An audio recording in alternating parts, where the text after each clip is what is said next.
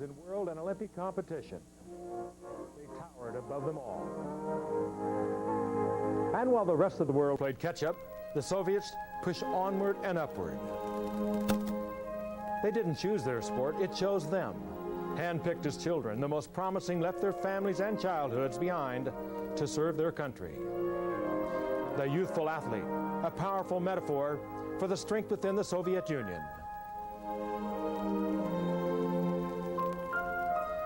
Now they awakened to a hungry new nation in search of reform and changes that could topple their dynasty. And the world appears ready. Knocking at the door, an explosive U.S. team led by fireball Kim Zmeskal, who last year at the World Gymnastics Championships did what no American had ever done before.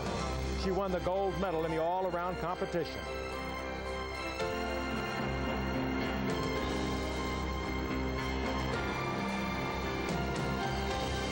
Then last Saturday in Paris, Kim Zmeskal made history again when she became the first American woman in 14 years to win a gold medal in the event finals at this year's World Championships.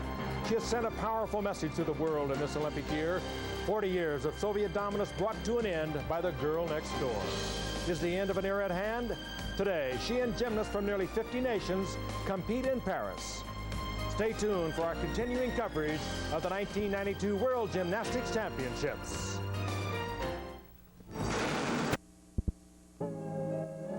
Chestnuts in blossom, holiday tables under the trees,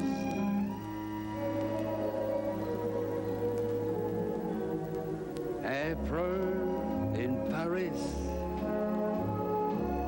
This is a feeling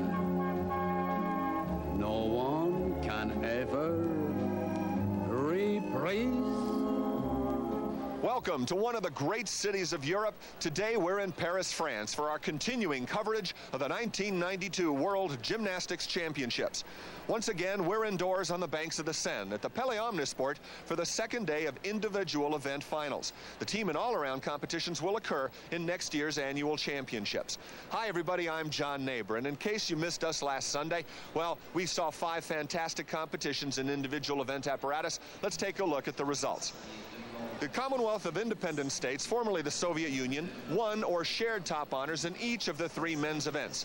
In the women's action, Henrietta Onodi won 2 medals for Hungary, while Kim Zmeskal won America's first gold medal for women in individual event apparatus finals since 1978. And in case you missed that performance, here once again is Kim Zmeskal's gold medal winning action in the women's floor exercise.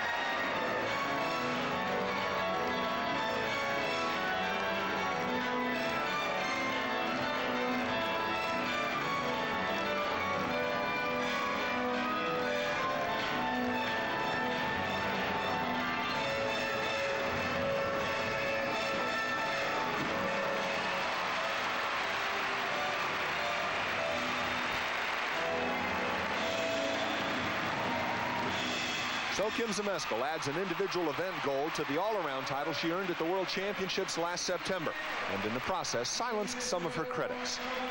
A lot of people were criticizing me after World Championships last September that I could only win because it was in the United States and I didn't have enough difficulty to win a bronze on floor, and I sort of did both here. So. And so, Kathy Johnson, it would appear that with a victory here in the floor exercise, Kim Zmeskal has solidified her position in the eyes of the judges. John, the most important thing this proves is that Kim Zmeskal can win outside of the United States, which is extremely important as she heads for the Barcelona Olympics. She's in the balance beam finals today, and this will be her toughest battle. She's up against Svetlana Boginskaya of the Commonwealth of Independent States. She is the queen of the beam and the reigning world champion. Also Betty Okino of the United States, and she's on her very best event. Over at the uneven bars, I think we'll see some of the greatest highlights of the entire competition. Lu Li of China does a magnificent bar routine that you don't want to miss. Also, we'll see Americans Carrie Strug and Betty Okino as well. Great routines in store in the women's apparatus. In the men's competition, Bart Conner, the Commonwealth of Independent States, formerly the Soviet Union, pretty well dominated the first three men's events. In today's contest, they're a little bit vulnerable. They are vulnerable, John, and it's actually interesting when you look at the three events we're going to see today, the vault, the parallel bars, and the high bar. All of the current world champions are here, and they're not from the Commonwealth of Independent States. It'll be interesting to see because the world champions are here. There are 8 challengers in each event. They're going to be going for the big tricks, hoping to knock off the world champion just about 100 days away from the opening of the Barcelona Olympics. It's going to be a great meet. So to recap, today's coverage will include women on the bars and the beam. The men will be competing in the vault, the parallel bars, and the high bar. We'll begin with the women's uneven bars, alternating with our coverage of the men's competition on the vault. Our first competitor is an American who finished 4th in the all-around competition at the last World Championships, 16-year-old Betty Okino.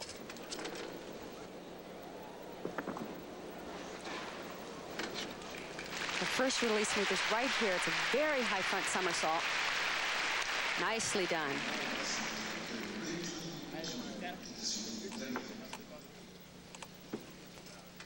Here's her second release move. Now, the most important thing Betty has done since the World Championships is increase the level of difficulty on this dismount right there. Nicely done. At the World Championships, there was a lot of criticism over Betty Okino's score on the uneven bars because of the weakness of her dismount. And as I said, she has increased that difficulty. Look at the height on this release move. The judges look for the regrasp to be made above the bar. And Betty is more than high enough. The dismount is a clear hip front flip with a half twist. Now, I believe if she could do that in laid out position by the time the Barcelona Olympics comes, this will really stand up a lot better in world competition. Well, it's standing up pretty well here, Kathy. She gets a 9.90 from the judges, and that's our leader for now. We'll return with more World Championship gymnastics competition when we come back to the city that boasts the Arc de Triomphe right after this. Brought to you by Texaco, official sponsor of the 1992 U.S. Olympic team. By Coca-Cola Classic, you can't beat the real thing. And by Kawasaki. Kawasaki, let the good times roll. Next on the bars, Lu Li from China. Her first sequence is unbelievable, highly innovative. Watch this, a full pirouette. These are called inverted giants. Right into her first release move, a front somersault. Every skill is of great value. Here's her third release move, way up above the bar. Her dismount is a double layout. Watch the stretched position. Oh no, and a big hop on the landing. Unfortunately, that's going to be a significant deduction. And what a shame, because unfortunately, because of the rules, she really doesn't get a lot of extra credit for having the most difficult routine. Watch this. It used to be we only saw these skills done on men's high bar. Only a few women can do that. Look at the height above the bar on the release move. Now she goes right to low bar into another skill of value, a Stalder. Beautiful work. Now, unfortunately, this is where she had some problem. It was gorgeous in the air, stretched body position in the double somersault, came out a little short and took a big hop forward. And so the 65-pounder from China, Lu Li, scores a 9.875, good enough for second place behind America's Betty Okino. Let's go to the other side of the arena at the vaulting area to watch the first gentleman ever to win a gold medal for South Korea in the World Championships. Yuok Yul at 5 feet tall. It's over in the vaulting area. Now, the way they do the vaulting competition in men's finals is they do 2 vaults, and they have to be different vaults, and they take the average of the 2 scores. Here he goes for his first vault. This is the world champion, and wait till you see how he flies. Whew.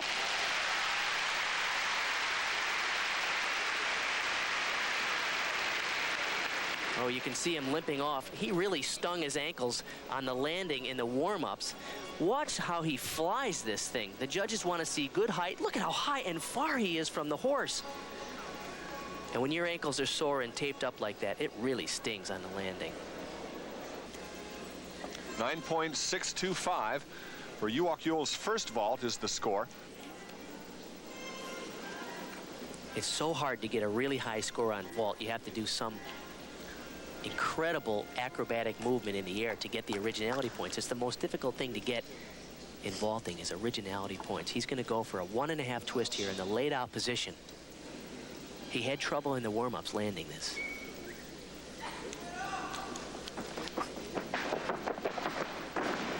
There it is. Not bad. You know his ankles are killing him. You can't believe the force coming down from that kind of height. Great push, beautiful position in the air. He cranks 1.5 twist. Look how far he is from the horse. I can't emphasize how important that is. Very impressive to the judges. Now on bars, Lavinia Milicevic from Romania. This is a nice mount sequence right here. Quite original, right up to the high bar. Her first release move is a ginger, a flyaway with a half twist. Uwak-Yule scores, by the way, in the vault 9.725 for an average of 9.675. She finished up with her final release move, a reverse hecht. Here comes the dismount. It's a full twisting double back. A little sloppy in the air, but she fights for that landing.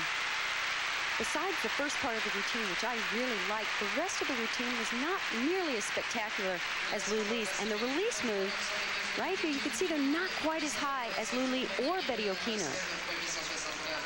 But unfortunately, in the code of points or the judging system, all of these routines are all worth the same, a maximum of 10.0. As I said, Lou Lee really didn't get a lot of credit for doing a much more difficult routine. So the difference could be right here on the landing.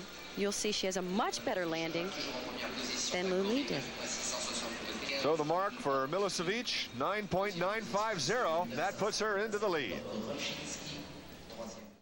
Korachinsky. Along his side is Leonid Arkaev, the architect of the Soviet men's team's dominance throughout the 1980s. But now the system has seen many changes. Here's Bart with the story. It has been flown in honor of some of the greatest names in gymnastics. Athletes who have defined excellence in their sport. For 40 years, the hammer and sickle was the crest of royalty in international gymnastics. The Soviet men won over 50% of the team and all-around titles at the Olympics and World Championships. The Soviet women were even more dominant, claiming a remarkable 83% of those titles at the Olympics. But the system that fueled such success is no more. The Soviet flag, raised so often in triumph, has been lowered for the final time. The historic changes engineered by Boris Yeltsin and other reformers have launched the dismantling of one of the world's great powers. Just an hour away from the Kremlin is a nondescript building that has seen far less change. The Soviet National Training Center at Lake Krugloye remains open, now under the auspices of the Sports Ministry of the Russian Republic.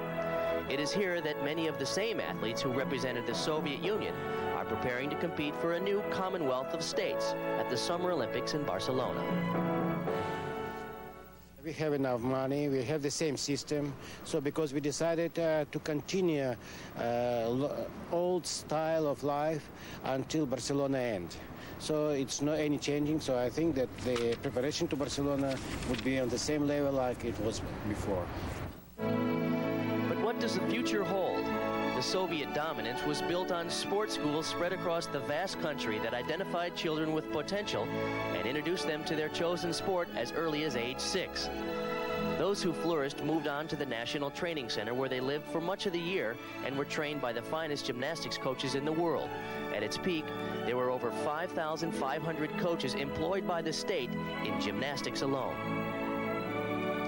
But with the store shelves in Moscow and elsewhere bare, sports are no longer a priority. Nor is it clear what nation or nations will emerge from the rubble for the athletes of the future to represent. At the 1992 Olympics in Barcelona, the 11 republics that form the Commonwealth of Independent States will form a unified team along with the Republic of Georgia. The Baltic states, Latvia, Lithuania, and Estonia, will compete as independent states. At the 1991 World Championships, the Soviets swept the medals in the men's all-around, but 3 different flags could have been raised, for the medalists came from 3 republics. That competition may have been a preview of the future. The Soviet teams were comprised of athletes from 6 republics, but it was the gymnasts from Belarus and the Ukraine who were most successful. For now, the CCCP remains a badge of honor for those who wear it, but must wonder what will replace it.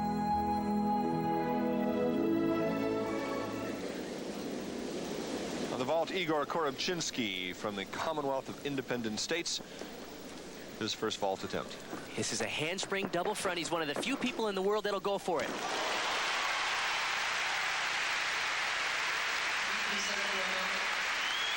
He's such a powerful tumbler and acrobat. And what I mean by that is some gymnasts are artists, you know. This guy is an acrobat. He really goes for the really daring acrobatic movements. This is a handspring double front, so essentially it's 3 flips. And it's so hard to land because you don't see the floor until you're basically right on it.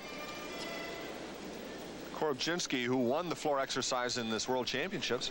Watch this now. He will not see the floor until his feet are basically planted on it. Right, he's looking. He doesn't even see it until his feet land. That is so hard to land. When Korobchinski won the floor exercise, it was not the Soviet flag or even the Ukrainian flag that flew, but rather it was the banner of the International Gymnastics Federation, under which all the Commonwealth athletes are competing here. Even the anthem belonged to the federation. Korobchinski's first vault scores a 9.650. Our leader once again is Yuok Yul from South Korea. 9.675 is his average over 2 vaults. The second vault actually is a little cleaner than the first one. The first one was the daring acrobatic move. The second vault looks a little nicer in the air, and his form is very clean. If he can stick it, there's a big score waiting for him.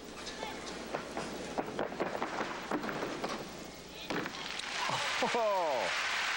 Once again, I really think these mats are lousy. The gymnasts have had trouble all week landing because the mats are a little slippery, and to tell you the truth, they're too springy.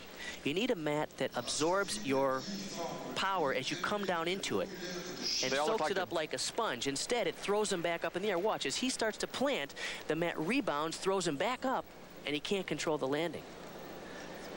So the marks for Korobchinski on his second vault, 9.525 for a 2-vault average of 9.587, and that moves him into second place behind Yuok Yul. We'll be back. It's in his head, his heart. Gymnastics Championships. Welcome back. Our next athlete on the uneven bars is Carrie Strug from the United States, a 14-year-old from Tucson, Arizona, who moved to Houston, Texas to train with Bella Caroli and alongside Kim Zmeskal. We asked her if she competes as well as she practices. Sometimes in the meet I'll do better, but overall I'm more consistent and stuff in the workout, which is kind of annoying sometimes because you know you can do it, and then like Kim, who goes out there and just shows something different than she does in workout, it's really aggravating because you say, well, hey, you know, I'm just as good as her. Why does she always win? So. Carrie began her career in gymnastics at the age of 3. She was a member of the U.S. team that won a silver medal at the World Championships last September. She's competed in all 4 apparatus at this contest, and that certainly will provide her valuable experience as she heads towards the Olympics in Barcelona. She has 2 release moves in this routine. First one coming up here. Front somersault. The weakest part of her routine, really, it's her connections from the release moves down to the low bar. Right here, you'll see she just kind of dumps over the low bar. Really should try to take those to handstand. But she has a big dismount coming up here, full twisting double back. And a good landing. And as we have seen, the judges like these landings. It's almost as if they're ignoring the rest of the routine. If you stick your landing, you get a high score and finish in the top 3. Here you can see she does the full twist early in the skill, right there, and then pulls the second back somersault around.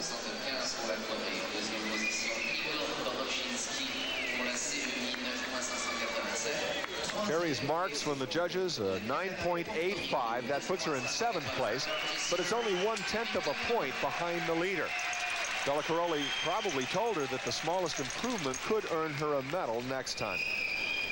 Now let's go back over to the vaulting competition, where Victor Colon from Puerto Rico is getting ready for his second attempt. He scored a 9.587 his first time, which puts him in medal contention, and that's significant because Puerto Rico has never before won a medal in World Championship action. The vault that he's going to use here is the same as Korobczynski's second vault. Nice landing. Now that 9.6 there, that's the maximum value rating for the vault. That's not the score. We'll have to wait and see what the judges give it. Next up on the bars, Tatiana Lysenko from the Commonwealth of Independent States, a 16-year-old, 70 pounds. And the last time we saw her at the World Championships, it was on the uneven bars in the event finals, and she jammed her finger into the low bar and broke several of her fingers. This is a nice combination. Not incredibly difficult. Oh, that's exactly what she hurt herself on at the World Championships.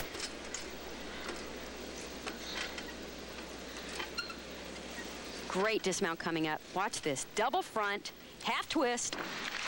Incredibly difficult. I can't believe she had trouble with the same part of the routine in which she broke her fingers at the World Championships. Let's see what happens. She looks like she's a little too close into the bar. Absolutely. Oh, this time she missed the bar before she jammed her fingers into the bar. This is gorgeous. Watch, 2 flips, 1, 2, spots the floor with a half twist. Great dismount. Unfortunately, that middle section will cost her. Lysenko's score, 9.775. Final results, Betty Aquino becomes only the second American woman in history to win 2 individual medals at the World Championships, adding a silver in the uneven bars to the bronze she won in the balance beam last year. South Korea's Yuok Yul defends his world title in the vault. Victor Colon ties for 3rd, giving Puerto Rico its first medal at the World Championships. Coming up, America's Kim Zmeskal's bid to establish herself as the undisputed queen of women's gymnastics when she goes for her 2nd gold on the balance beam. That's later in our show. Coverage of the 1992 World Gymnastics Championships. Is a preview of the coming Olympic Games. This is the first ever championships to feature event finals exclusively, and this new format makes its debut right here on the banks of the Seine. Today we're inside the Pele Omnisport. Coming up, the women's balance beam and the men's parallel bars alternate as these athletes vie for world titles. The undisputed star of the U.S. team is Kim Zmeskal, the 16-year-old from Houston, Texas, who exploded into international prominence at the World Championships last September when she won the World All-Around title.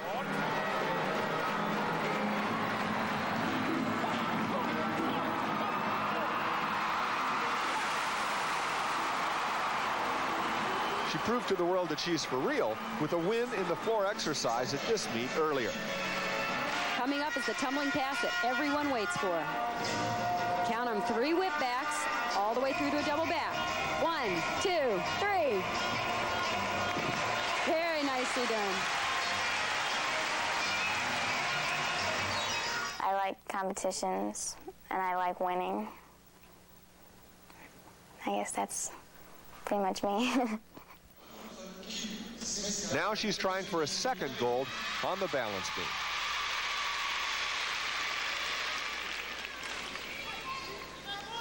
This is an event she is always consistent on. Here's her trademark pose. You can see all the cameras go off.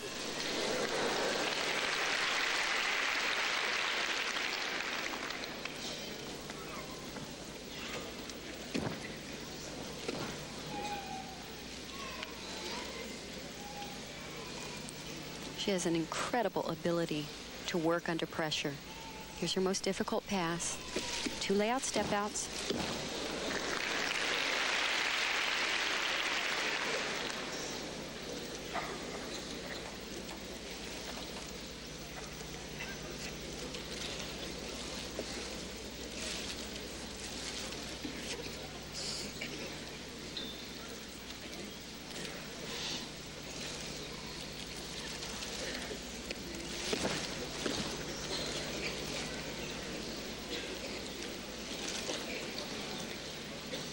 very difficult to maintain this level of competition for a year, 2 years leading up to the Barcelona Olympics, and she's doing so well with it. Layout tight.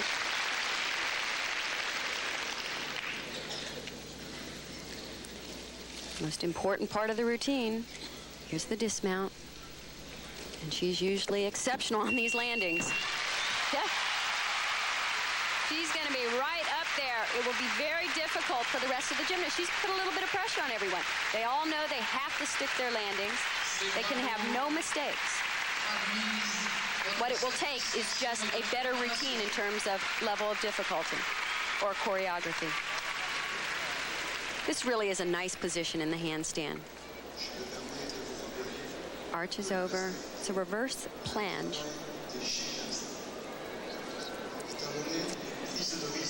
This was one of the reasons she won the World Championships in Indianapolis last fall. She stuck almost every single landing.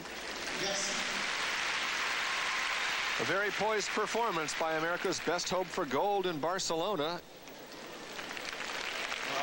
9.925 for routine. Very strong score, and a smile out of Kim Zmeskal.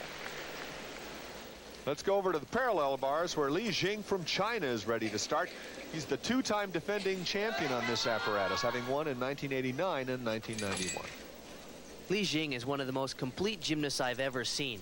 This exercise has plenty of difficulty, but what's most important is the body line, the style, and the rhythm. Watch this sequence coming up here. This move is called a Healy twirl. He does 2 in a row and follows it up with a 1 3/4 front. Nice. Once again, notice the clean line in the handstand. Good rhythm. Here's the dismount. Great routine. Li Jing has already won a gold by tying in the pommel horse. He's trying for his second gold here. Let's take a look at the 1 3/4 front somersault. Watch, he catches with his upper arms. That's tough. Judges' scores for Li Jing, 9.887. Coming up, Svetlana Bogunskaya tries to defend her world title on the beam when we return. Belongs to Svetlana Bogunskaya. She placed second in the vault here and second in the all-around at the last World Championships. She is certainly highly respected in the world of gymnastics. I called her the queen of the beam. And the reason being, she doesn't have a high level of difficulty, but remember I said it was going to take something special. She brings to balance beam poise, elegance, and her presence is what the judges find so remarkable. 2 layout step outs.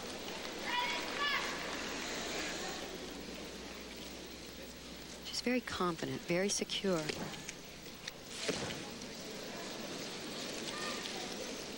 Watch right here on this kick. Just beautiful position. Oh no, she's covering and doing an excellent job. That takes poise.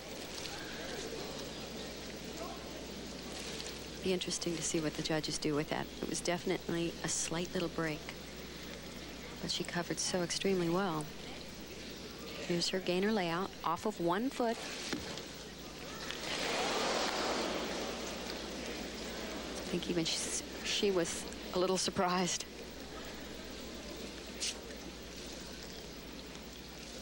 She was planning a double turn. Not sure if she's going to do it now. Here it comes. Nice.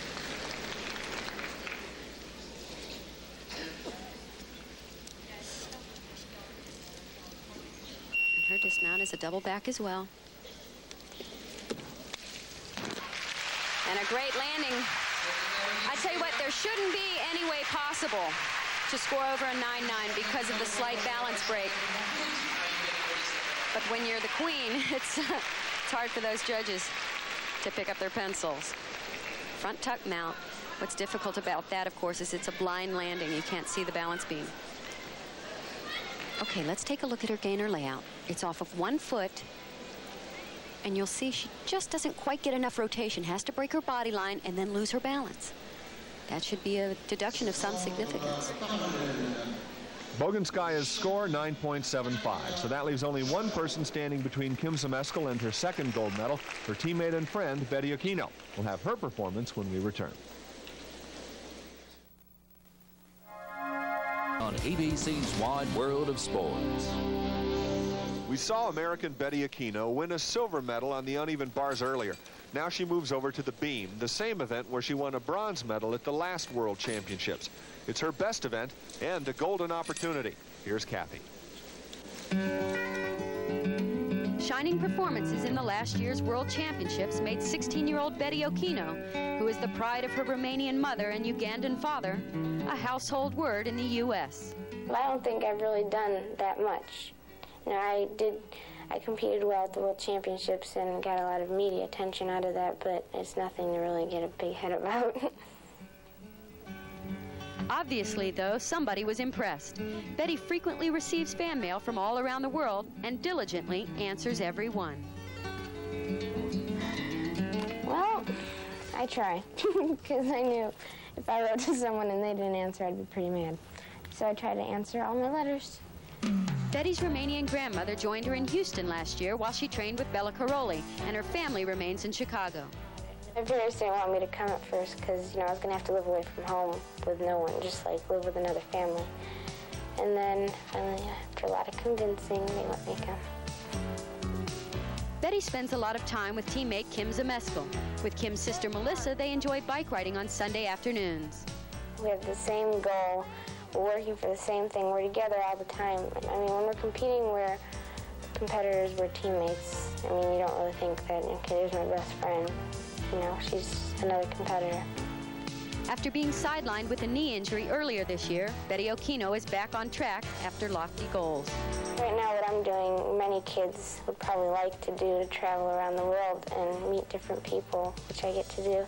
And I'll have time after gymnastics to go out, go to movies, and be with my friends. But now, I mean, it's my only chance to do this. Aquino underwent surgery in January after she tore the growth plate in her knee. So she had to have a screw inserted to hold it in place. For that reason, she chose only to compete in the uneven bars and the beam at this contest. Betty really is the last gymnast with a real chance of beating Kim Zmeskal, having won a bronze medal at the World Championships last year and really caught the eye of the judges with her long lines, beautiful work on this event.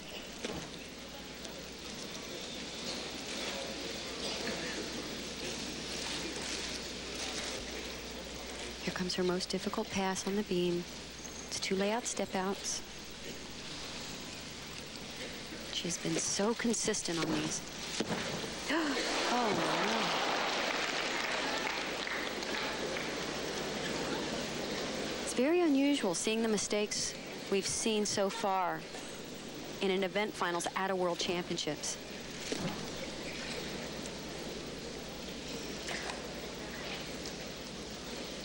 I have to believe that the qualification procedures have led to some of this. Double turn. Their schedule has been so difficult. Sometimes they've been in the gym from early in the morning, 7 until midnight, going through the qualifying heats. And I think it's been very difficult for them to maintain their concentration and stamina. Beautiful plan.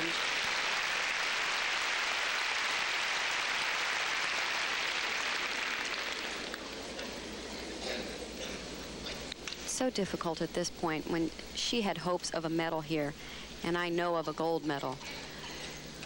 Here's her dismount, 2 back handsprings into a double back. Oh, and a step. What a shame. She has been building up to this moment for this event for so long.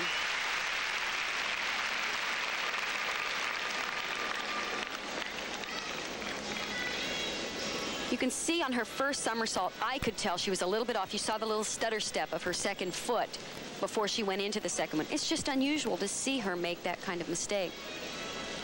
I spoke to Marta Caroli, her beam coach, to ask if she was going to do her triple turn, and she said no. And that's when she explained about the difficulties they've been having in training and that they're tired. It's long hours. Well, clearly Okino is dejected over her performance. The officials marks 9.337. Well, in contrast, and as a result, Kim Zmeskal is victorious in her quest for a second gold medal at these championships. So our results in the women's beam competition. Kim Zmeskal brings home the gold once again. There's a two-way tie for silver. Bogunskaya finished 6th, Okino 8th. In the parallel bars, it's a tie for gold between Alexei Voropaev and Li Jing from China. Kathy is with Kim Zmeskal on the floor. Kim, congratulations, your second gold medal and individual event title. Let's talk about the balance beam. Have you ever seen that many problems from so many people? I don't think so, not in an event finals. Luckily, I went up early enough in the rotation so I didn't have to watch everybody fall and think in the back of my mind that I could fall too. Is this beam any different? Well, it feels a little shaky. Today's the first day that I really felt comfortable on it. But not too bad. Well, let's look ahead to Barcelona. I know this one was a little bit of a surprise just because usually you can count on Bogunskaya and Betty Okino hitting and really having a tight competition. What does this do for you going into Barcelona? Well, it gives me a lot of confidence knowing that I can win what's not even my best event. So the world awaits an Olympic showdown. From the flying dismounts off the beam in the World Championships to the flying buttresses of the Notre Dame Cathedral in the heart of the city, we'll be back to Paris with the men's high bar competition in horizontal or high bar competition. This is Japan's Yukio Ikitani, and the last time we saw him was at the finals of the 1991 World Championships when he scared us all as he showed how dangerous the high bar can be. Bart Connor was there. There's a big tap for a huge... Oh, no!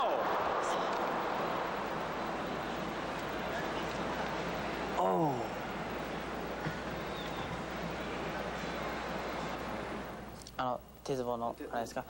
I have worked on that particular move, and everything was fine. Timing was very good, and I have never missed that move in the practice and 30 seconds warm-up. So I felt I was just going for the trick, and I was adrenalized, and I was too excited about catching the bar. That made me to come close to the bar. Actually, in fact, it was too early. So that's the way it happened. But the injury itself, I was recovered very quickly, and it was fortunately, it was a very light injury, but actually the part it took the most time to heal is my lower back, which was hyperextended. And hitting the shoulder was not a very bad injury. He was recovered from that part very quickly. So Yukio Ikitani gets the opportunity to prove that his recovery is complete on the high bar. The 21-year-old out of Tokyo, Japan. It's interesting to see that he's looked great here all week long, but he did take the move out that he crashed on about 7 months ago in the World Championships. Normally it came at the beginning of the routine. Instead, he's changed his release sequence from the one-arm giants. There's a reverse hecht. 2 in a row. Nicely done.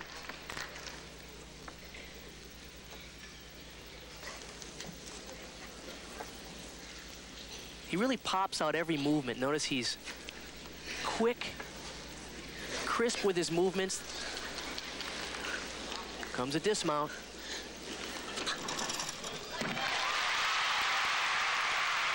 All right. There certainly didn't seem to be anything tenuous about that routine. Kind of interesting that he changed his routine completely. I don't know whether he can still do the Gaylord movement that he crashed on at the Indianapolis World Championships, but he did put together a routine which included other moves, including this great dismount, a full twisting double, and stuck it well. So Ikitani's return to the World Championship competition earns him a score of 9.70. And what a relief to see he's back in top form again. Next up on the high bar, Li Jing from China. He's already won 2 events at these World Championships, the pommel horse and the parallel bars. 22 years of age. In my opinion, the high bar finals is the most exciting event in all of gymnastics, because in order to win, the gymnasts have to go for the huge tricks, and Li Jing has a big trick, the Gaylord 1. Let's see if he can make it. Now, he fell on this event at the last World Championships. That cost him, dropping him all the way down to 21st in the all-around. It was a really unfortunate, unusual mistake for Li Jing. Focus on the clean body line and good rhythm. Here comes his release. It's the Gaylord in the pike position. Perfect. That's the best I've ever seen him do it. That's the move he fell on at the last World Championships. Second release.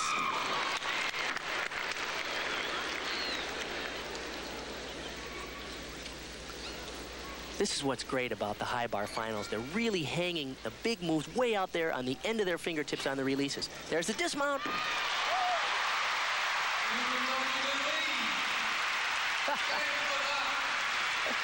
There's some emotion for you.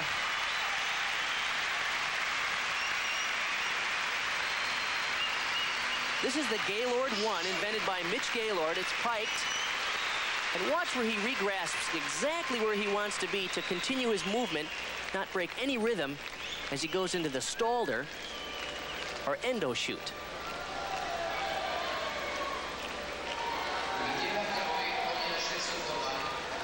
Score to beat 9.700 by Yukio Ikitani. He should do that. Yeah, he'll beat that for sure. Be interested to see how high the judges go here. There are still some great performers yet to come. 9.825 announced to the crowd, and that's our new leader. For some, high speed and fast spins are considered a thrilling rush. So I guess it's appropriate that Bart Connor investigates this phenomenon.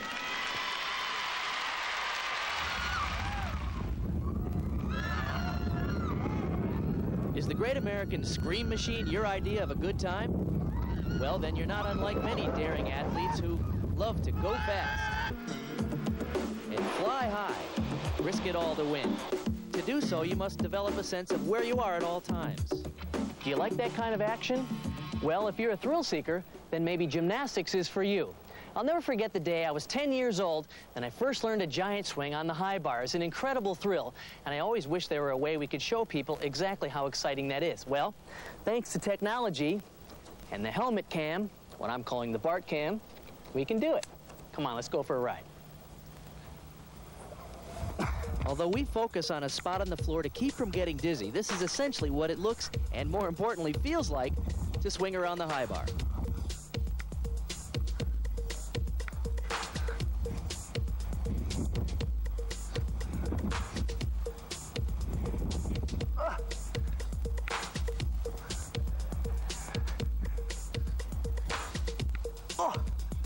Oh man, I've been doing that for 24 years and it's still a lot of fun. Are you a little dizzy? Don't worry, you'll get over it. And what's amazing is Bart did all of that in one take. Anyway, our next athlete on the high bar is Grigory Mishutin, representing the Commonwealth of Independent States. He could easily be called the finest gymnast in the world because he won the all-around competition at the last World Championships. It was the 8th consecutive gold medal for a Soviet male in all-around competition at the World Championship level. As it turned out, it was also the last such award for a Soviet athlete. Mishutin has the Gaylord move that we've seen from some of the other gymnasts. He does it in the tucked position. It's interesting, there are a lot of specific requirements that the judges are looking for, but what the fans like most are the high-flying releases and the big dismounts, and Mishutin has one of each. Right at the beginning, here comes the Gaylord. Nice. One-arm giant swings to a beautiful Ginger backflip with a half twist. Well done. Now all he has left is the triple back somersault for the dismount.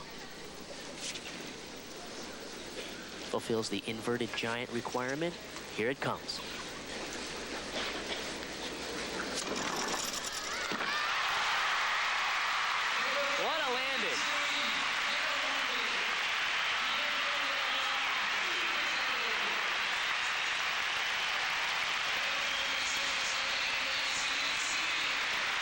This is one of the best triples in the world. He keeps really good form.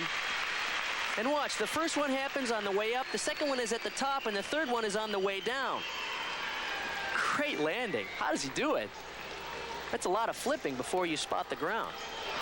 Mishutin scored 9.862. That puts him into the lead ahead of Li Jing. Made Grigory Mishutin's score of 9.862 for the high bar title. It's interesting, when Korobczynski won the floor exercise, he didn't do the most difficult routine in the finals, but he did the smartest routine and he performed it perfectly. It's the same case on high bar. One of the reasons he was the world champion a few years ago. He has routines that have enough difficulty, but they're smartly produced so that he doesn't take any unnecessary risks. Here's his release. Reverse hecht. Reverse hecht. Slight form breaks.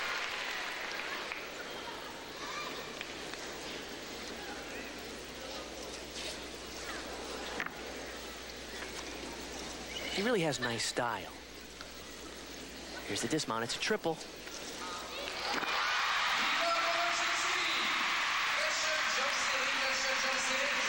Hard to believe it. When he was in 8th grade, he almost ran away to join the circus, isn't it? Looks like he did to me. This is a smart routine. He only did 2 release moves, different from some of the others that do 3 or 4. But the best part, obviously, is the triple back.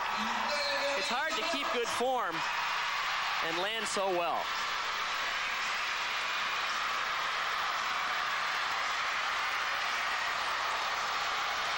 Korobczynski's teammate Mishutin is our current leader at 9.862. That's the score he's hoping to beat. Korobczynski's marks, 9.787. Not good enough for the win, but good enough for 3rd place.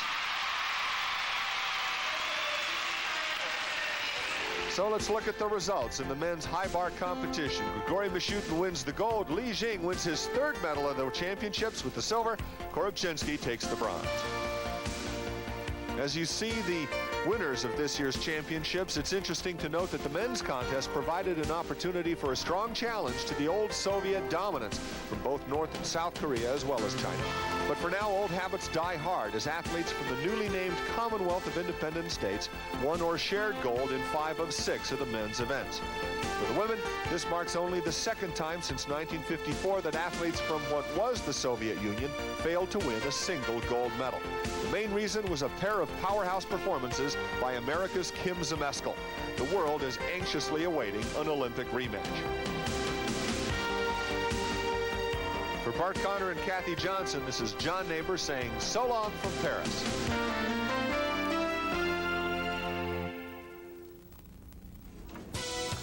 We hope you've enjoyed our coverage of the World Championship. I think it's safe to say our American women will make it a very interesting summer in Barcelona. Thank you for